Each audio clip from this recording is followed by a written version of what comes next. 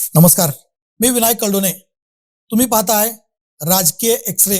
जे दिसत नाही तेच दाखवणारा आमचा स्पेशल रिपोर्ट. आज पाहतोय आपण प्रकाश आवाडे थर्ड इनिंग की राजकीय मास्टर स्ट्रोक, अंतिम भाग तिसरा. राजकारणात काही नेते पदावर असताना काम करतात, तर काही नेते पद नसतानाही राजकारणाची दिशा ठरवतात. प्रकाश आवाडे यांच्या बाबतीतही समर्थक आणि विरोधक दोघेही एक गोष्ट मान्य करतात. ते शांत असले की राजकीय दृष्ट्या निष्क्रिय नसतात. याची प्रचिती कल्लाप्पा आवाडे इचलकरंजी जनता सहकारी बँकेच्या वार्षिक सर्वसाधारण सभेत आली. सभागृह खचाखच भरलेले, अनेक पदाधिकारी, संचालक उपस्थित आणि व्यासपीठावर प्रकाश आवाडे उभे होते. सर्वांना वाटत होते बँकेच्या कामकाजाचा आढावा घेतला जाईल, आर्थिक विषयांवर चर्चा होईल. मात्र प्रकाश आवाडे यांनी अचानक एक अशी घोषणा केली ज्यामुळे काही क्षण सभागृहातच शांतता पसरली. आपण 5,000 कुटुंबांना घरकुल देणार आहोत आणि या घरकुलासाठी कर्ज पुरवठा कल्लाप्पा आवाडे जनता सहकारी बँक असे सांगताच बँकेचे अध्यक्ष आणि त्यांचे ज्येष्ठ चिरंजीव स्वप्नील आवाडेही काही क्षण स्तब्ध झाल्याची चर्चा सभागृहात रंगली.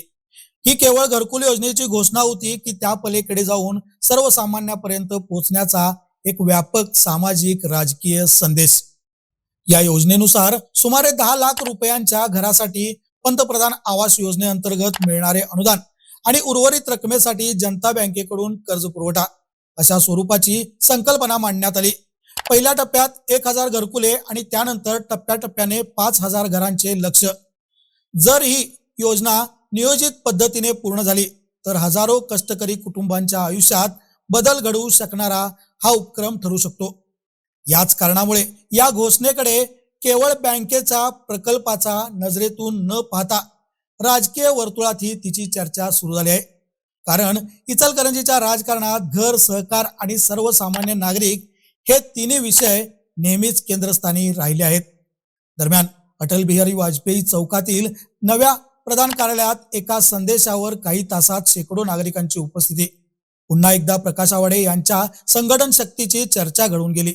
निवडणुकीचा काळ नसताना मोठ्या प्रमाणात लोकांची उपस्थिती, यालाही अनेकांनी वेगळ्या राजकीय नजरेतून पाहिले.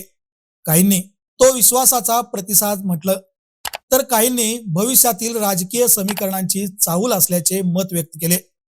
मराठीत एक म्हण आहे, वाघ कधी म्हातारा होत नाही. ही म्हण प्रकाश आवाडे यांच्याशी जोडली जाते. ती त्यांच्या वयामुळे नाही, तर आजही दिसणाऱ्या त्यांच्या राजकीय सक्रियतेमुळे. 10 वर्षे आमदार आणि पहिला पराभव, पुन्हा पुनरागमनात कॅबिनेट मंत्रीपद, पुन्हा 10 वर्षाच्या संघर्षानंतर आमदार आणि आता नव्या पिढीला पुढे आणण्याचा त्यांचा प्रयत्न. या संपूर्ण प्रवासाकडे पाहिल्यावर एक गोष्ट स्पष्टपणे जाणवते. प्रकाश आवाडे यांचे राजकारण केवळ निवडणुकीपुरते मर्यादित नसून सहकार, संघटन आणि दीर्घकालीन नियोजन या 3 सूत्राभोवती फिरत असल्याचे त्यांच्या समर्थकांचे मत आहे. मात्र विरोधक याकडे वेगळ्या नजरेने पाहतात आणि म्हणूनच हा राजकीय प्रवास आजही चर्चेचा विषय ठरतो. त्यामुळे आता इचलकरंजीच्या राजकारणात एकच प्रश्न विचारला जात आहे, ही केवळ एका ज्येष्ठ नेत्याची सक्रियता आहे की नव्या राजकीय पर्वाची नांदी? ही केवळ घरकुल योजनेची घोषणा आहे की सर्वसामान्यांच्या माध्यमातून भविष्यातील राजकीय समीकरणाची पेरणी? या प्रश्नांची उत्तरे येणारा काळच देईल.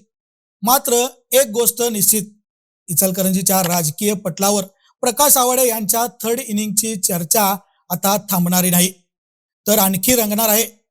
मी विनायक कळडोने. पुन्हा भेटू एका नव्या विषयाच्या राजकीय एक्सरेसह. तोपर्यंत नमस्कार.